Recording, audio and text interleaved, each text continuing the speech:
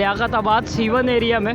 और यहाँ उस्मान गोट के मकीन हैं जिन्होंने जो है रोड को बंद किया हुआ है। और आप देख सकते हैं ये मेरे पीछे जो है वो ट्रकों की लाइन और पीछे ट्रक जो है खड़े हैं। ट्रैफिक के लिए की रवानी जो है वो मुतासिर है।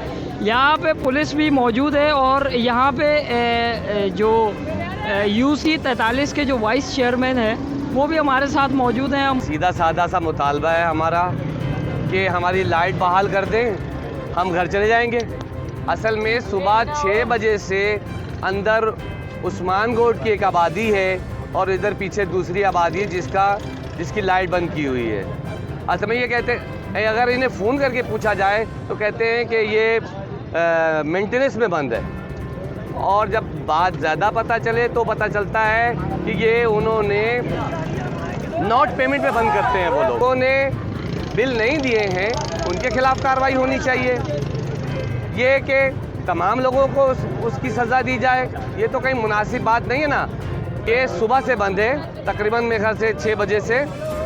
दीगर साथियों का राब्ता बीच में हुआ, उनको उन्होंने यकीनदानी कराई कि 7 बजे खोल देंगे, लेकिन इस पर कोई अभी तक एक्शन नहीं हुआ।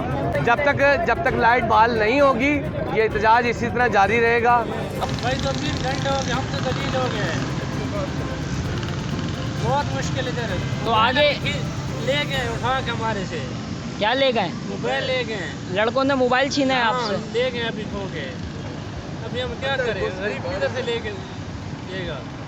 भाईजान 2.5 घंटे हो गए हैं हमारे को, हम इधर खड़ा हुआ। आगे ये बोलते हैं लाइट का मसला है और इन्होंने रोड बंद किया हुआ। हमारा क्या कसूर है, हमारे को तो बताओ। अच्छा ये बताइए कि आपका मोबाइल भी लेके गए किसी का? हमारा मोबाइल नहीं लेकर ड्राइवर